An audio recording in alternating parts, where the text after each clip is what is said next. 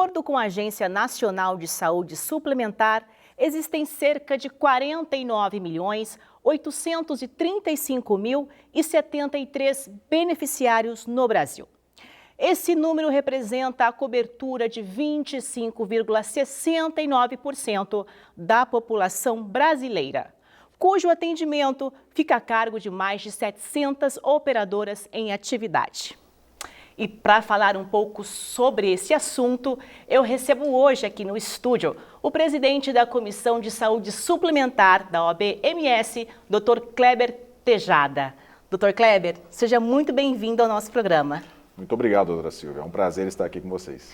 Doutor, antes de nós entrarmos nos detalhes, sobre a saúde suplementar, eu gostaria que o senhor explicasse, para nossos telespectadores o que é a saúde suplementar e como ela se encaixa no nosso ordenamento jurídico. A saúde suplementar hoje representa, como foi dito, 1/4 da população brasileira, cerca de 50 milhões de usuários, e nós podemos, para entender melhor a saúde suplementar, dividir a saúde em 2 grandes grupos. O primeiro grupo, da saúde pública, que hoje é coordenado pelo Sistema Único de Saúde, por obrigação de uma determinação constitucional, através do artigo 196, que a saúde é um direito de todos e é um dever do Estado. E um segundo grupo, também muito grande, que é a saúde suplementar, por um permissivo constitucional também, artigo 199, que organizou, digamos assim, empresas operadoras de planos de saúde para que realizassem um serviço suplementar ao serviço público. Então nós temos hoje, na legislação, uma organização deste grupo de operadoras a partir da Lei 9656 de 98. Antes disso, nós não tínhamos uma lei que organizasse esse setor. Então, antes da lei, a pactuação era livre entre operadora e usuário. Poderia se contratar os limites específicos de entendimento entre as partes. A partir da lei, não. Nós passamos a ter um regramento. Nós passamos a ter também uma agência reguladora.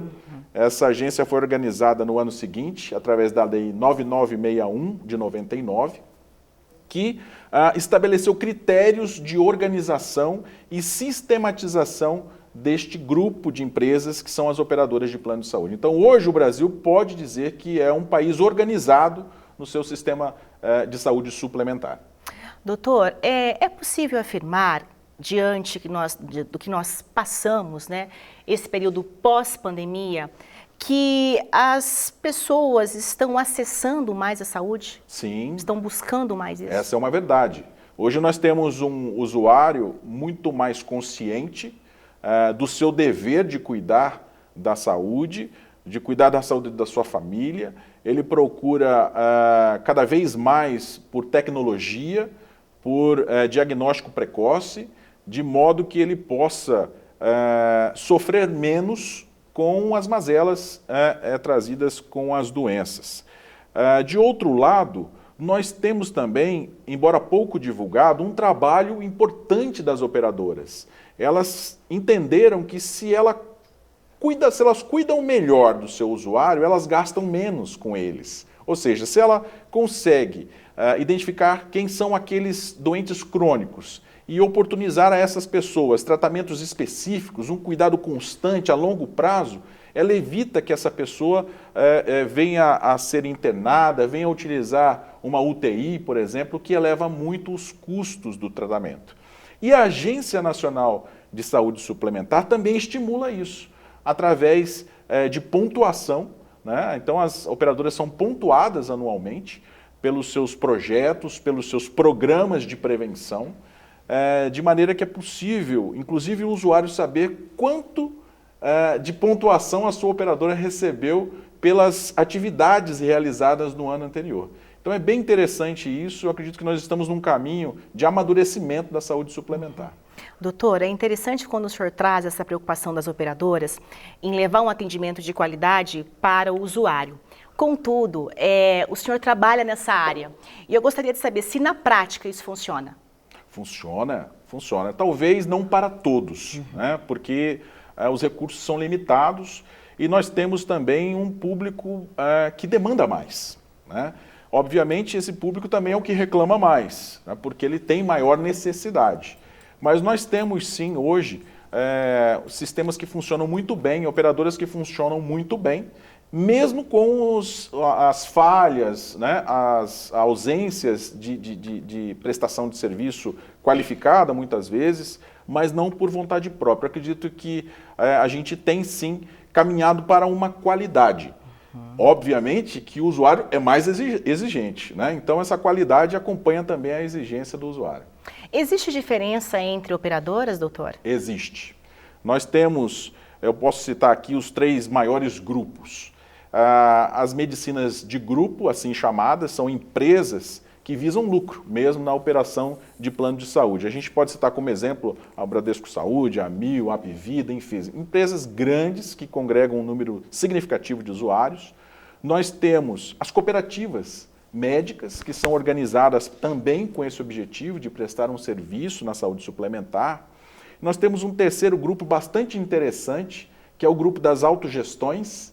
Eu posso citar aqui como exemplo a CACI, que foi organizada pelos próprios funcionários do Banco do Brasil, e são eles mesmos os beneficiários. Então, é uma organização onde o beneficiário final é o próprio administrador do plano.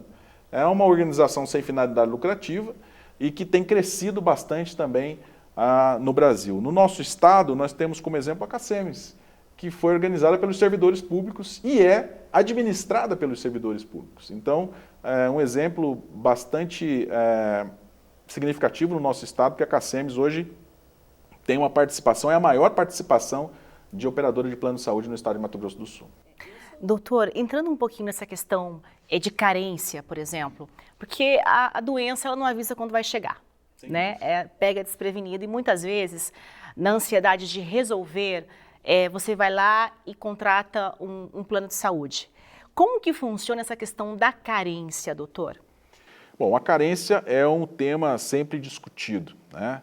Nós temos hoje grupos de carência. Nós temos a carência, digamos assim, a curto prazo, aquela de 24 horas após a pessoa firmar o contrato de plano de saúde, se ela sofrer alguma intercorrência que caracterize urgência ou emergência, ela já pode ser atendida em decorrência dessa situação inesperada.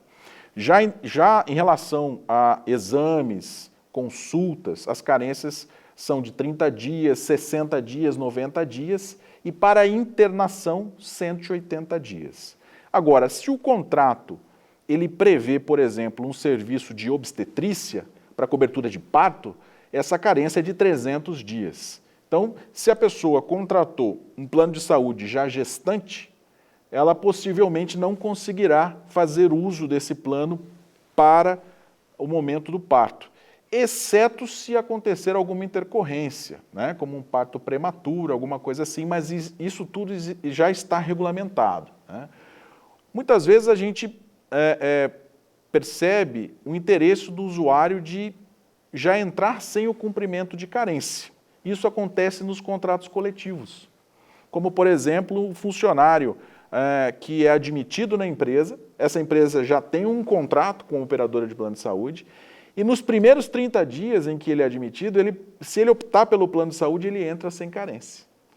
Assim como eu posso mencionar aqui o caso da CACEMES, né, que nós falamos agora há pouco, se é um servidor público que tomou posse num concurso, nesses 30 primeiros dias que ele tomou posse, se ele optar pela CACEMES, ele também entra sem carência. São benefícios que hoje nós temos para esse tipo de contratação e que são importantes, né? Como você disse, a gente não sabe que hora que vai precisar. Exatamente. Mas agora nós vamos falar sobre as ações da comissão.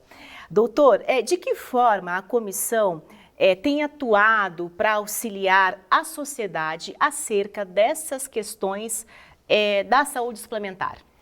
Bom, são poucas as seccionais que optaram pela criação de uma comissão de saúde suplementar, o que para nós é uma alegria, essa gestão ter confirmado esse interesse, porque a saúde suplementar ela acaba envolvendo sempre alguém da nossa família, sempre alguém próximo, o advogado sempre é consultado acerca de alguma questão relacionada a plano de saúde, direito do consumidor, e a comissão tem esse propósito de difundir as informações relacionadas a esse segmento, difundir a legislação aplicada, as novidades que nós recebemos da agência.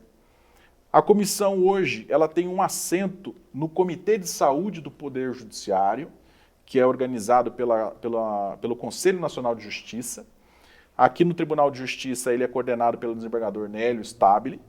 Juntamente com a OAB nós temos o Ministério Público, Defensoria Pública, membros do NatJus, nós temos hospitais, representantes de usuários e pessoas com problemas crônicos. Nós temos também um papel de fiscalização, recebemos denúncias e a gente faz apuração, verifica o que está acontecendo e temos também buscado realizar alguns eventos, né? Então a comissão fez isso no ano passado e abordamos vários temas relevantes através de uma atuação aí da comissão. Doutor, e para a concretização de todas essas ações, existe um calendário, né? Sim, a gente trabalha com um calendário de reuniões, um calendário de eventos, né? A gente já vem pensando sobre isso agora para 2023.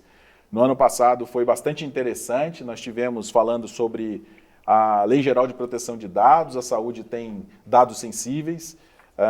Nós tivemos falando sobre o Código de Processo Ético Profissional dos médicos, que foi atualizado ano passado. Falamos da Lei 14.454, que muda a lei dos planos de saúde, um tema bastante interessante. Em decorrência da pandemia, falamos também sobre a importância da saúde suplementar para o SUS, né? Porque se não fosse a saúde suplementar, o SUS certamente seria sobrecarregado naquele momento de pandemia, né? E a ideia é que esse ano a gente também faça sobre esses temas de relevância e à medida em que julgamentos importantes vão acontecendo, a gente vai trazer também para a comissão para a gente discutir isso. E tem uma cartilha já no forno, que em breve vai ser disponibilizada para a sociedade. Fala para a gente um pouquinho sobre essa cartilha, doutor. O que ela vai trazer? Bom, nós no ano passado também fizemos esse desafio, né, para os membros, de elaborar um material que ficasse disponível, não só para os advogados, mas para a população, que fosse de fácil acesso, de fácil consulta, com informações relevantes sobre como funciona o sistema de saúde suplementar, quais são os direitos, quais são as características do plano de saúde, o que é e como funciona a Agência Nacional de Saúde Suplementar. Um tema interessante que nós abordamos na cartilha também foi o ressarcimento ao SUS. Muita gente não sabe, mas se você é usuário de um plano de saúde e por alguma razão fez uso do SUS, né? Seja por algum acidente que você vai ser atendido no SUS, aquele atendimento é cobrado da operadora de plano de saúde. Ele não é gratuito. Então a gente aborda isso na cartilha também, um tema bem interessante para se conversar. E a ideia é que agora em 2023 a gente procure fazer um evento de lançamento para divulgar ainda mais esse trabalho que já está pronto. Doutor, muito obrigada pela sua participação aqui conosco. Eu que agradeço, quero parabenizar pelo programa, pela iniciativa que a OAB tomou de ter esse espaço e agradecer também a direção da OAB por ter confiado esse trabalho da Comissão de Saúde Suplementar aos membros da comissão, um trabalho que certamente terá frutos aí para os próximos anos. Parabéns e sucesso, doutor. Obrigado. Vamos para um breve intervalo e no próximo bloco eu converso com a presidente da Comissão de Defesa do Direito da Pessoa com Autismo. O programa OAB em Debate volta em instantes.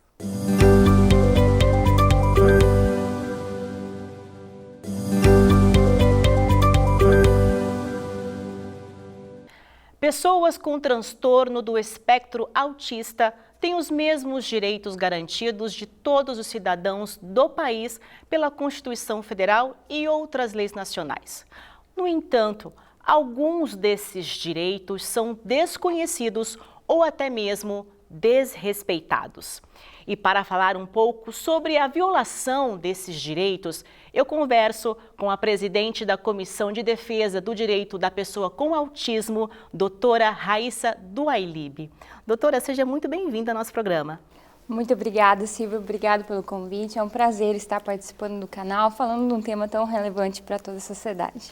Doutora, nos bastidores, porque assim, a gente faz a produção antes de estar aqui fazendo o programa para vocês, a doutora estava me relatando que esse olhar, né, para a defesa das pessoas com autismo, ele surgiu por conta das demandas do seu escritório, da rotina do dia a dia. Fala um pouco para a gente sobre isso, doutora.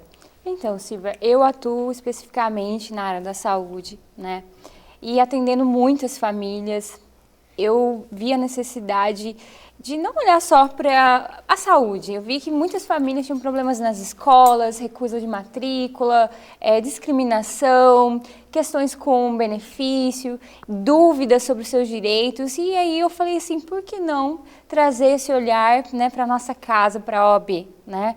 Vi o trabalho da comissão, a importância da comissão em outros estados, né, como Brasília, Minas Gerais, e foi aí que eu vi a importância de criar essa comissão na nossa OAB, e assim surgiu a nossa comissão, né, para poder atuar e trabalhar estudos em prol das pessoas com autismo, através da nossa OAB. Doutora, quais são os direitos que nós podemos elencar da pessoa com autismo? Bom, a pessoa com autismo é considerada pessoa com deficiência, né? Aí, já falando sobre a lei Branispiana, que trouxe esse marco, então, assim, todos os direitos previstos para as pessoas com deficiência englobam a pessoa com autismo. E é um marco de direito, vou elencar aqui alguns dos principais. A gente tem direito à saúde, direito à educação, e quando a gente fala educação aqui, a gente está falando de um profissional de apoio quando houver a necessidade. A garantia de um tratamento multidisciplinar, medicamento, nutricionista, um tratamento precoce pelo SUS, ainda que na suspeita de um diagnóstico, ou seja, a pessoa com autismo, ainda que ela não tenha o quadro fechado, quando ela está em investigação, ela já tem o direito de ser devidamente estimulada diante da necessidade da estimulação precoce. A gente tem os benefícios como LOAS, também tem direito à redução de jornada para os pais, direito à isenção de imposto. Então, assim, tem muitos direitos, né, que muitas pessoas elas desconhecem. Então, assim, o direito ele é amplo e é importante a gente estar frisando sempre, passando para toda a sociedade. Doutora, a senhora acabou de falar que é considerado como uma deficiência, né? Uma deficiência que atinge a toda a família, porque não é rápido detectar que a criança, né, tem o autismo. Eu acho que é um processo, ele é gradativo. Às vezes, porque tem graus, né, doutora? Tem graus. Às vezes é um grau mais alto, que faz com que a família se desperte, fala, opa, tem alguma coisa errada com meu filho. Mas muitas vezes não, né? Então, é difícil você detectar o que está acontecendo. E você me falou também de uma coisa, isso ficou gravado na minha memória, de empatia, né? As pessoas precisam ter empatia pela outra, elas precisam olhar para o outro, principalmente nessas questões, né, doutora? Sim, com certeza. Porque, na verdade, falando aqui especificamente do autismo, o autismo ele não tem cara, né? E aí a gente se depara com situações de discriminação o tempo todo. Uma família que tem um filho com autismo, uma filha com autismo, às vezes está no mercado e precisa utilizar de uma fila, né, uma preferencial, porque aqui, como eu disse, um dos direitos é a fila prioridade, né, você ter, e aí ela passa por uma discriminação, porque está numa fila, porque o autismo não tem cara, entende? Então, às vezes, a gente precisa falar sobre esses direitos justamente porque as famílias precisam estar protegidas, né? Então, assim, o nosso objetivo é levar a informação justamente para garantir esses direitos para essas pessoas, né? Porque falta empatia, o autismo está aí, o diagnóstico, graças a Deus, é hoje cada dia mais precoce. Então, hoje, os médicos, desde os pediatras, neuropediatras, já estão preparados para diagnosticar uma criança aí de 1 a 2, 3 anos, fechar um diagnóstico, né? E já entrar com as terapias para poder desenvolver desenvolver essa criança, né, para ela ter o melhor desenvolvimento para a sociedade, né? Então, assim, isso é muito importante, a questão da empatia. Doutora, no bloco anterior, nós conversamos com o presidente da Comissão de Saúde Suplementar e nós estávamos falando sobre as operadoras de saúde. E entrando especificamente, trazendo para a nossa entrevista agora, quando a gente fala de operadoras de saúde, quando nós falamos de contratos de saúde, nós sabemos que muitas vezes existe uma resistência dos planos de saúde em liberar certa quantidade de sessões, por exemplo, de terapia, né? De que forma essa mãe, esse pai pode ir atrás desse direito? Porque, afinal de contas, você paga por esse plano, então ela tem direito a X sessões. Como é que funciona isso, doutora? Bom, Silvia, eu sempre falo que quando uma família tem um diagnóstico de um filho, o primeiro direito violado é saúde e educação. Porque a criança ela vai precisar fazer a terapia. E aí, muitas vezes, ela vai procurar o plano de saúde.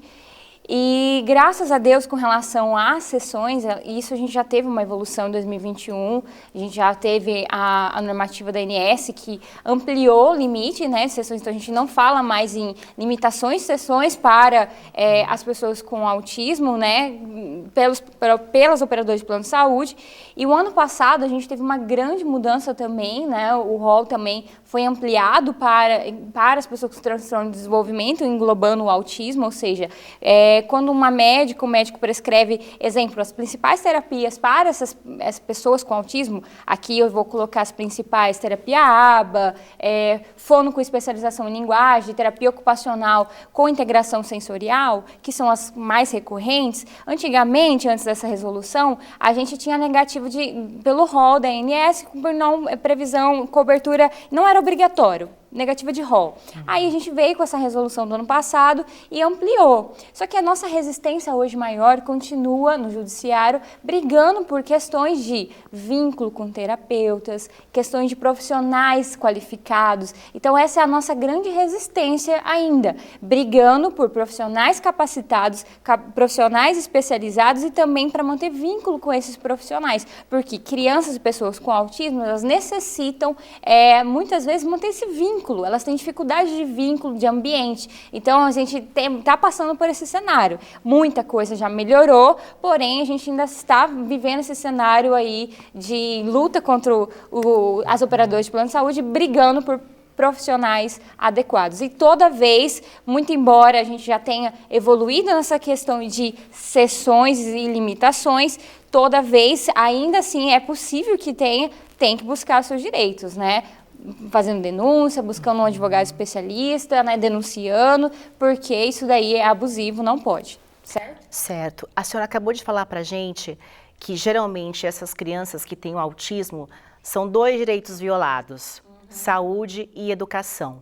Entrando agora na educação, existe uma lei que traz a obrigatoriedade das escolas públicas e também privadas de ter um profissional ali para auxiliar esses professores em sala de aula. Doutora, fala um pouco para nós sobre esse direito. Sim, o profissional de apoio, né? O profissional de apoio, ele é devido, ele é obrigatório, desde comprovada a necessidade, certo? Então, tanto a escola pública, tanto a particular, deve fornecer esse profissional de apoio. E aí aqui é muito importante, porque a gente tem muitas violações, principalmente de escolas particulares, que às vezes, e muitas dúvidas das famílias com relação a escola particular, ela pode se recusar a fornecer um profissional de apoio, ela pode cobrar a mais, ou então até assim, meu filho tem autismo, a escola pode cobrar por ele ter essa deficiência, por ele ser autista? Não. E tem escola que cobra mais, tem escola que taxa mais pela pessoa necessitar desse profissional de apoio, ou do material especializado. E isso não pode, isso tudo, a escola ela tem que fornecer esse profissional de apoio, ela tem que fornecer esse material sem cobrar nenhuma taxa. Então, são questões que as famílias têm que estar muito bem instruídas, porque é direito, qualquer taxa, qualquer cobrança, isso daí é crime, é abusivo, tem que denunciar, buscar os direitos também. Doutora, agora vamos falar um pouco sobre as ações da comissão. E eu vejo aqui a sua paixão, sabe, o brilho nos seus olhos em falar sobre esse assunto. Ter uma comissão com essa estrutura, né, do direito do autista é uma conquista? Silvia, é uma grande conquista. Eu falo, é uma comissão nova, né? A gente está caminhando, mas conquistando grande espaço, tenho certeza, entre os advogados, entre a sociedade, fazendo grandes parcerias, e tenho certeza que o nosso intuito é levar um pouco mais de informação para a sociedade. Eu costumo dizer que dentro da comissão a gente não vai conseguir solucionar o problema de toda a sociedade autista, mas se a gente conseguir orientar a maioria das famílias e principalmente ensinar essas pessoas sobre os direitos e como elas podem fazer para exigir esses direitos, aonde elas podem fazer, pronto, a gente vai conseguir fazer uma enorme diferença aí na sociedade, né? Cumprir nosso papel como advogada, como OAB, como comissão, e esse é o nosso intuito, né? Meu intuito como presidente, deixar um legado aí, a nossa história aí em prol da sociedade autista. Doutora, e vocês têm estudos mensais, né, acerca do assunto? Sim, todo mês a gente realiza sessões híbridas, né? E muito bacana porque a gente está conseguindo englobar o estado inteiro. Então, hoje, a maioria dos nossos membros tem membro de Dourados, membro de Corumbá. Então, a gente já conseguiu abranger o interior inteiro, porque a demanda principalmente no interior, ela é muito escassa. A gente não tem profissional profissional terapeuta especializado no interior, a gente não tem neuropediatra, a gente não tem profissionais mesmo para atender a demanda de autismo. Então, assim, o nosso interior necessita de treinamento, ele necessita de palestras, de informação. Então, assim, muitos advogados do interior estão vindo para a nossa comissão, a gente está tentando abrir subcomissões no interior também, braços no interior, justamente para a gente levar maior informação e, quem sabe, uma estrutura para o nosso interior com relação ao autismo. E também tem o lançamento de uma cartilha. Isso, os membros, a gente começou, já está realizando, o mês que vem a gente vai realizar um projeto muito bacana. No passado a gente já realizou um seminário, uma palestra, eventos, a gente está realizando visitas, palestras mensais também. Mas no mês que vem a gente vai estar realizando um grande seminário aqui, com painéis de extrema relevância, saúde, educação, família, trabalho, previdência, tudo que as pessoas necessitam saber com relação ao autismo vai estar nesse seminário, grandes nomes, assim, a sociedade não pode perder, vai ser aberto ao público, preparado com muito amor e carinho, e vai ter o lançamento da cartilha com as informações, né, que as pessoas precisam saber sobre os direitos e orientações. Doutora, eu quero agradecer a sua participação aqui conosco. Eu que agradeço, parabéns Silvia. pelo trabalho. Eu que agradeço, fico muito honrada de poder participar desse programa, levando um pouquinho mais o trabalho da comissão. Agradeço especial aqui todos os membros da comissão, as pessoas, colaboradores, todas as pessoas que apoiam, as parcerias, Corpo de Bombeiro, Defensoria, por onde a gente vai percorrendo aí, a gente vai fazendo grandes alianças, as pessoas têm abraçado a nossa causa mesmo. Eu quero agradecer, porque através dessas grandes parcerias a gente tem conseguido fazer um grande trabalho aí em prol da comissão e da sociedade. Muito obrigada. Obrigada, doutora. Hoje nós conversamos com os presidentes das comissões de defesa do direito da pessoa com autismo e de saúde suplementar. Para mais informações sobre as ações da OAB-MS, acesse nosso site oabms.org.br.